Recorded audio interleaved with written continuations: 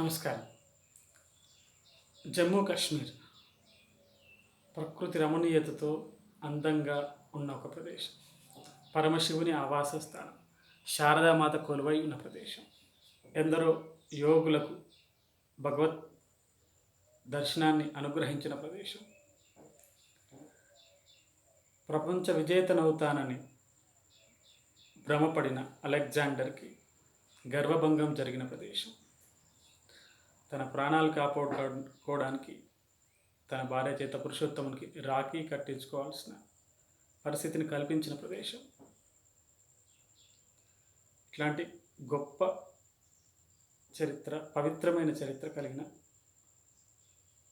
జమ్మూ కాశ్మీర్ ఇవాళ అక్కడ హిందువులపైన, అక్కడ సిక్కులపైన, అక్కడ ఇతర మైనారిటీలపైన దాడులతో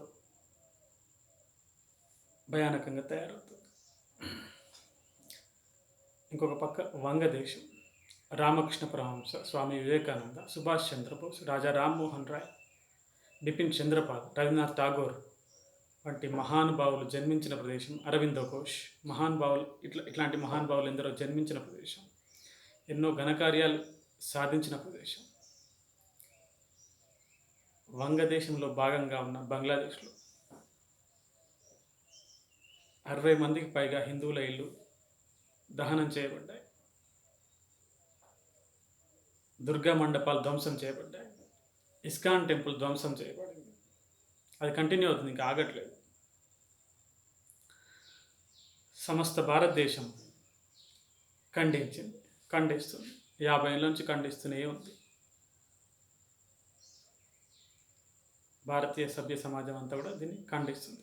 నాకు అర్థం కాదు ఈ ఖండించినట్టు ఏంటో. ఖండిస్తే ఉగ్రవాదులు బంద్ చేస్తున్నారా? ఖండించినట్టు ఏంటి? ఖండించినామని చెప్పేసి మంచిగా నిద్రపోతారు, లేకుంటే ఎవరి పనులు వాళ్ళు చేసుకుంటున్నారు. అందరు శివాజీలా కత్తి పట్టుకొని యుద్ధానికి వెళ్ళలేరు. ఓకే, భారత సైన్యం ఉంది, పోలీసులు ఉన్నారు, ఇన్వెస్టిగేషన్ ఏజెన్సీస్ ఉన్నాయి, కానీ అది వాళ్ళ డ్యూటీ మాత్రమేనా? వాళ్ళు కేవలం ఉగ్రవాదులను ఎదుర్కొనగలరు, కానీ ఉగ్ర మనసును తయారు చేయకుండా వాళ్ళు ఏం చేయలేరు. అది సభ్య సమాజం మొత్తం చేయాల్సిన పని. కేవలం పాకిస్తాన్ నిందించి కూర్చుంటే అయిపోతుందా? పాకిస్తాన్ టెర్రరిస్ట్ కాశ్మీర్కు మిగతా భారతదేశానికి వచ్చి అటాక్ చేయగలుగుతాడు ఇండియాలో ఎవరి సహకారం లేకుండా? అది అవుతుందా? హైదరాబాద్ లుంబిని పార్కులో, గోకుల్ చాట్లో పార్లమెంటు పైన దాడి భారతీయులు ఎవరి సహకారం లేకుండా వాడు చేయగలుగుతాడు? సహకారం ఎవరు ఇస్తున్నారు? ఎందుకు ఇస్తున్నారు? ఏ ఉద్దేశంతో ఎందుకు ఇస్తున్నారు? ఆ ఉన్మాదులు ఎందుకు చంపుతున్నారు? దీన్ని ఎవరు ఆలోచించే పరిస్థితి లేదా? తీవ్రవాద దాడిని తీవ్రంగా ఖండిస్తున్నాం, ఇది పిరికి పందల చర్య. ఈ రొటీన్ డైలాగులు విని విని చెవులు చిలులు పడ్డాయి. వాడు పిరికి పందను కాదు, కానీ మనం పిరికి పందలం. భారతీయ సమాజం మొత్తం పిరికి పందలమని నిరూపించుకుంటాం. టెర్రరిస్టులు ఎందుకు తయారవుతున్నారు? వాళ్ళకి ఎవరు మద్దతు ఇస్తున్నారు? ఏ కారణం చేత మద్దతు ఇస్తున్నారు? దాన్ని ఎట్లా నిరోధించాలి? ఉగ్ర మనసు తయారు కాకుండా ఎట్లా చేయాలి? ఎందుకు అవుతుంది? ఆ ఉగ్ర మనసుకు సహకరించే మనసు కూడా ఉగ్ర మనసే అయి ఉంటుంది. ఎంతో కొంత ఉన్మాదం లేకుండా వీడు వానికి సహకరించాడు. ఉన్మాదం ఎక్కడి నుండి వస్తుంది? దేనివల్ల తయారవుతుంది? ఎందుకు ఈ మూలాల గురించి బంద్ చేశాం? లేదంటే దాని పరిష్కారం వెతకడంలో మనం ప్రయత్నం చేయట్లేదు. చిన్న 15 ఏళ్ళ పిల్లలకి, 20 ఏళ్ళ పిల్లలకి సాటి మనుషులను చంపితే స్వర్గం వస్తుందని, ఆ స్వర్గంలో 78 కన్యలతో శృంగారం చేసే అవకాశం ఉంటుందని పిచ్చి పిచ్చి అభూత కల్పనలు ఆ పిల్లలకు నేర్పిస్తున్నారు. అది ఎందుకు జరుగుతోంది? వాళ్ళు ఎందుకు నమ్ముతున్నారు పిల్లలు? సరైనది ఏదో మనం ఇవ్వట్లేదు కాబట్టి. వాడికి వచ్చేదే ఒక వర్షన్, అది ఉంది కాబట్టి నమ్ముతున్నాడు. కొందరు అంటారు పిల్లలకి పుస్తకాల్లో సెక్స్ ఎడ్యుకేషన్ ఉండాలంట, లైంగిక విద్య ఉండాలంట, కానీ ఆధ్యాత్మిక విద్య ఉండకూడదట. ఆధ్యాత్మికం మత్తు అట. అవును, మనం ఆధ్యాత్మికం ఏం చెప్పలేదు, పవిత్రమైన వాక్యాలు ఏం చెప్పలేదు. ఆ వాక్యాలను వాడికి ఎవడో చెప్పాడు, ఇష్టం ఉన్నట్టు చెప్పాడు, వాడు వాటిని అర్థం చేసుకున్నాడు. స్వర్గం వస్తే మనుషులు చంపితే పిల్లలకు మనం సరైన వర్షన్ ముందే ఎందుకు చెప్పలేదు? మనం ఎందుకు చెప్పాం? భగవద్గీత, ఖురాన్ అన్నీ ఎందుకు చెప్పాం? ఖురాన్ అసలైన వర్షన్ మనం చెప్పకపోతే దరిద్రపు వర్షన్ ఇంకొకటి చెప్తాడు, దాని ఇంటర్ప్రిటేషన్ ఇంకొకటి చెప్తాడు. పవిత్ర ఖురాన్ పవిత్రంగా మనం చెప్పలేకపోతే దరిద్రంగా ఇంకొకటి చెప్తాడు. పవిత్ర భగవద్గీతను మనం సరిగ్గా చెప్పకపోతే దరిద్రంగా ఇంకొకటి చెప్తాడు. మన పుస్తకాల్లో అవి ఎందుకు ఉండకూడదు? పిల్లలకి అవి ఎందుకు సిలబస్లో ఉండకూడదు? మనం చెప్పలేమా పిల్లలకి సరిగ్గా? ఏకం సత్ విప్ర బహుదా వదంతి. ఇంత మంచి అందమైన వాక్యం, ఇందులో ఏం మతం ఉన్నది? ఈ వాక్యం చెప్పడానికి ఏం అడ్డం వస్తుంది? ఏంటి దాని అర్థం? ఏకం సత్ విప్ర బహుదా వదంతి. ఏకైక సత్యంను పండితులు విభిన్న కోణాల్లో దర్శించారు. వారు దర్శించిన కోణం నుంచి వాళ్ళు మనకి వివరించారు. మనకి దాన్ని సమగ్రంగా అర్థం కావాలంటే అందరు పండితులు చెప్పిన దాన్ని వినాలి, సరిగ్గా అర్థం చేసుకోవాలి. ఏనుగును ముందంచి చూసినవాడు ఏనుగంటే తొండమని చెప్తాడు, ఏనుగును వెనుకంచి చూసినవాడు ఏనుగంటే తోక అని చెప్తాడు. తొండ సత్యమే, తొండం సత్యమే, తోక సత్యమే. కానీ తొండం మాత్రమే సత్యం కాదు, తోక మాత్రమే సత్యం కాదు. రెండు కలిపితేనే సమగ్రమైన సత్యం అవుతుంది. భగవంతుడు నిరాకార నిర్గుణ పరబ్రహ్మ స్వరూపం సత్యమే, కానీ అది మాత్రమే సత్యంగా. భగవంతుడు తన భక్తుల ఆకాంక్షలకు అనుగుణంగా, భక్తుల కోరికలకు అనుగుణంగా వారి ఇష్ట రూపంలో దర్శనం ఇవ్వగల శక్తి, ప్రేమ ఉన్నవాడు. భగవంతుడు నిరాకార నిర్గుణ పరబ్రహ్మ స్వరూపుడే, కానీ భగవంతుడి బిడ్డలమైన మనం భగవంతుని మన ఇష్టం ఉన్న రీతిలో కొలుచుకునే హక్కు, అర్హత, ఆ స్వేచ్ఛ ఉన్నాయి. అది భగవంతుడు ఇచ్చాడు, ఎవరి ఇష్టం వాడు. ఈ చిన్న ముక్క పుస్తకాలు చెప్తే పిల్లలకి అర్థం కాదు. వీడు టెర్రరిస్ట్ తయారవుతాడు అది సరిగ్గా అర్థం చేయిస్తే. టీవీ ఛానల్స్లో ఇవి చర్చ పెట్టడానికి అర్హత లేదా వీటికి?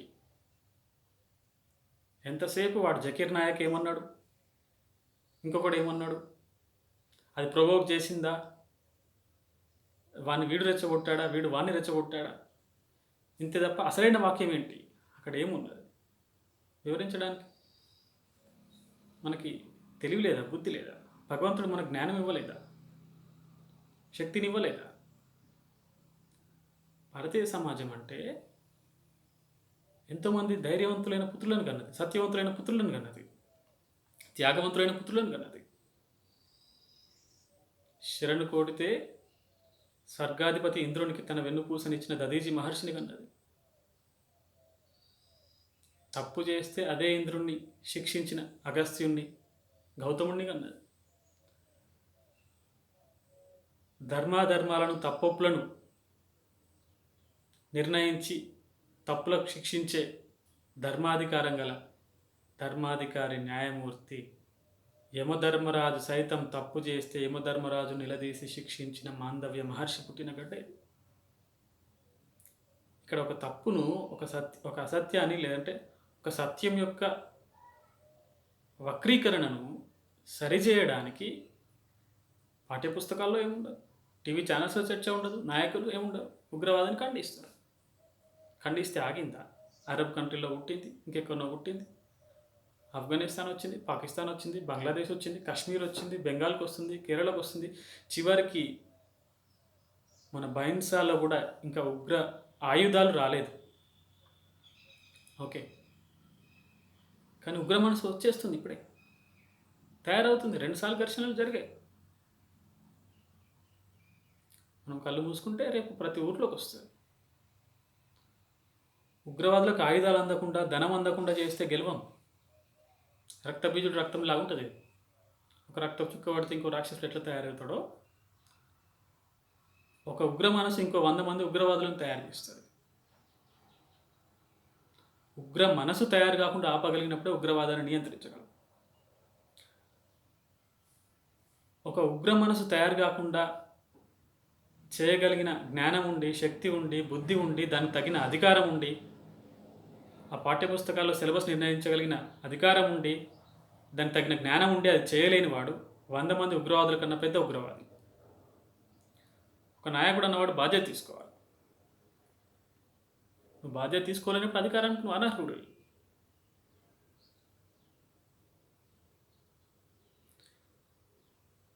ఒక ఉగ్రవాది వాడికి తెలిసిన సత్యాన్ని ఆచరిస్తున్నాడు.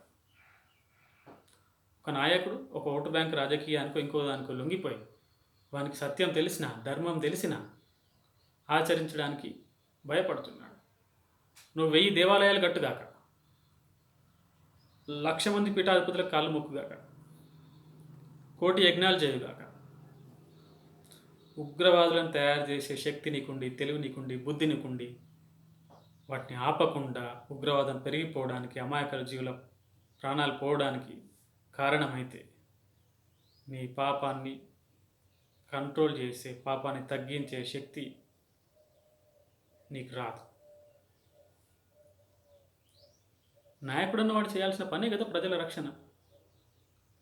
గుడిలో ఒకరు దేవుని మొక్కి, పీఠాధిపతి కాళ్ళు మొక్కి, మాకు అన్ని మతాలు సమానమే, మాకు అన్ని కులాలు సమానమే ప్రసంగాలు ఇస్తే సరిపోతుందా? సిలబస్లో ఎందుకు ఉండదు? పిల్లలు మూర్ఖులుగా, ఉన్మాదులుగా తయారైతే ఆ పిల్లవాడి జీవితం వ్యర్థం. ఆ పిల్లవాడి వల్ల ఇంకో 10 మంది చెడిపోతారు. ఈ 10 మంది వల్ల ఇంకో 1,00,000 మంది ప్రాణాలు కోల్పోతారు. మానవాళి ప్రమాదంలో ఉంది. టర్కీ 3,000 మంది ఉగ్రవాదులకు శిక్షణ ఇస్తోంది ఖలీఫా రాజ్యం స్థాపించాలని. ఆఫ్ఘనిస్తాన్లో ఉగ్రవాదుల చేతిలోకి వచ్చిన దేశం. పాకిస్తాన్ ఉగ్రవాదుల అదుపాజ్ఞల్లో ఉంది. చైనా ఈ 3 దేశాలకు మద్దతునిస్తోంది. ఇప్పుడు బంగ్లాదేశ్లో కొత్తగా ఉగ్రవాదం తయారవుతుంది. కశ్మీర్లో తయారవుతుంది, కేరళలో తయారవుతుంది, బెంగాల్లో తయారవుతుంది. మనం కరీంనగర్లో, హైదరాబాద్లో, ఢిల్లీలో సేఫ్గా ఉండగలుగుతాం అనుకుంటున్నారా? కాలుకో చెయ్యికో ఇన్ఫెక్షన్ వస్తే దాన్ని సరైన సమయంలో సరైన విధంగా చికిత్స చేయకపోతే, నిర్లక్ష్యం వహిస్తే కాలు తీయాల్సి వస్తుంది, చెయ్యి తీయాల్సి వస్తుంది. లేదంటే అది మెదడుకి ఎక్కితే ప్రాణం పోవాల్సి వస్తుంది. కాబట్టి ప్రపంచంలో ఏ మూలన ఉగ్రవాదం వచ్చినా, అది సిరియాలో ఉన్నా, ఆఫ్ఘనిస్తాన్లో ఉన్నా, అది ప్రపంచంలోని ఒక అంగమే. అక్కడ ఉన్నప్పుడు దాన్ని కంట్రోల్ చేయలేకపోతే అది నీ ఇంటికి ఖచ్చితంగా వస్తుంది, నీ శరీరంలో ఖచ్చితంగా వస్తుంది, మన శరీరంలో ఖచ్చితంగా వస్తుంది. మనందరికీ బాధ్యత ఉంది, ఖచ్చితంగా బాధ్యత ఉంది. లేకపోతే ఖచ్చితంగా అంతరించిపోతుంది, మానవాళి మొత్తం అంతరించిపోతుంది. కాపాడే పరిస్థితి లేదు. ఒక ఉగ్రవాది ఉన్నప్పుడు నువ్వు ఆయుధంతో ఎదుర్కోగలవు, 100 మంది ఆయుధాలు ఉన్నప్పుడు నువ్వు ఎదుర్కోగలవచ్చు. కొనొక 5 దేశాలు వచ్చినప్పుడు, 10 దేశాలే ఉగ్రవాదుల చేతిలోకి వెళ్ళినప్పుడు ఏం చేయగలవు? నువ్వు బాంబు వేయగలవు, వాడు ఆత్మాహుతికి సిద్ధమైండు, నువ్వు ఇంకేం చేయగలవు? వాడు నిన్ను చంపుతాడు, వాడు చేస్తాడు. వాడికి స్వర్గం దొరకదు, నీకు స్వర్గం దొరకదు.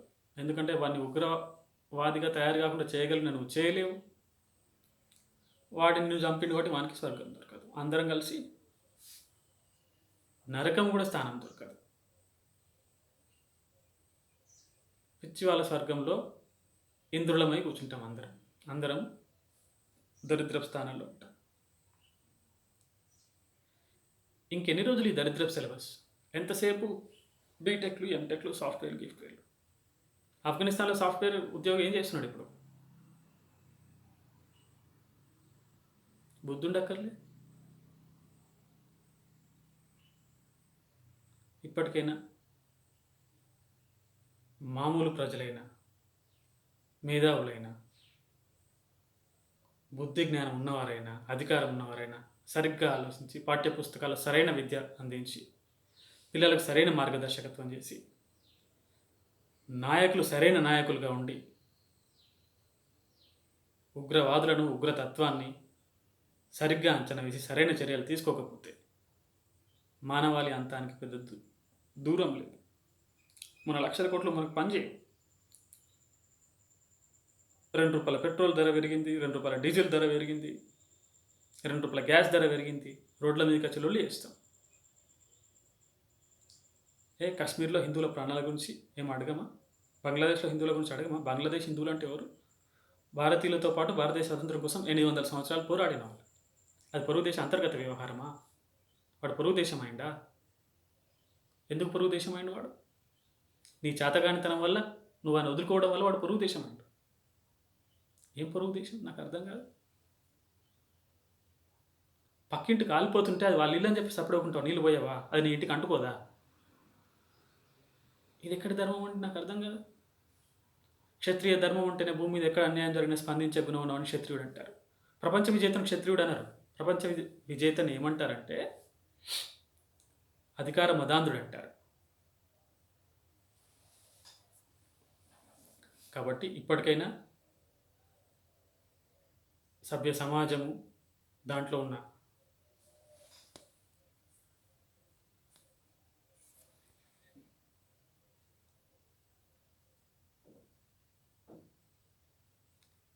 అందరు వ్యక్తులు సరైన విధంగా స్పందించి